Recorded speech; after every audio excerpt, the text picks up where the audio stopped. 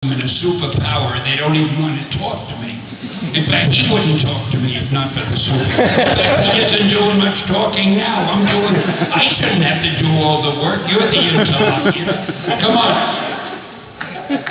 Wait a minute, are you doing it without a mic, or do you have one of those mysterious things pinned to you? I have to hold this here.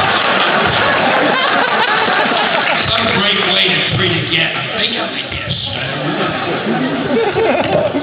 Well, that leads me to our next question, which is collaboration. Clearly, you love to collaboration.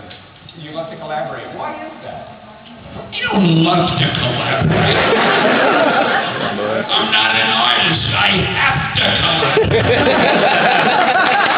If I could draw like those guys, you'd never even hear of them. It would all be totally by Stan Lee. But I can't draw the script, so I take these guys, I teach them how to draw, I make them famous, and what do I get? Explain that to me, the Marvel method. You're credited with coming up with this new way of writing comics in the mid-'60s. Tell me about the Marvel method and why you employed it. You are good. You remember all these questions without even looking at your notes. I wish I could do that. The Marvel method. What happened was, I had to write a lot of books in the early days. I was doing the Fantastic Four and the Hulk and the X-Men and Spider-Man and so forth. And I think we were still doing some other dumb books. And we still had a few monster things, and I don't know. So anyway, I was writing just about everything, and I couldn't keep up with it. And the artists were freelancers. Now, that means they weren't getting salaries. So if they didn't draw anything, they weren't getting paid because they weren't on salary.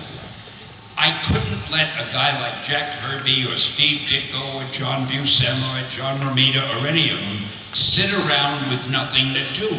But if I was writing a script for Kirby, I couldn't be writing Ditko's script at the same time, so he'd have nothing to draw. So these guys were good at making up their own stories if they had something to start with.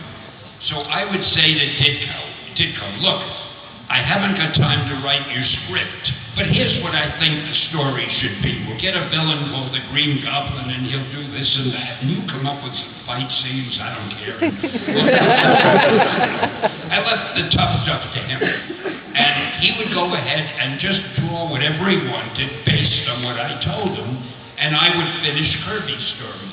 By the time I was through with Kirby, Ditko had penciled in his whole story, he'd give it to me, and I would put in dialogue balloons and captions according to what he had drawn, and I would change the emphasis and add things. But basically, I said, this is a great way to do it. So then I had Colan do that, and I had Gil Kane do it. I had all the artists.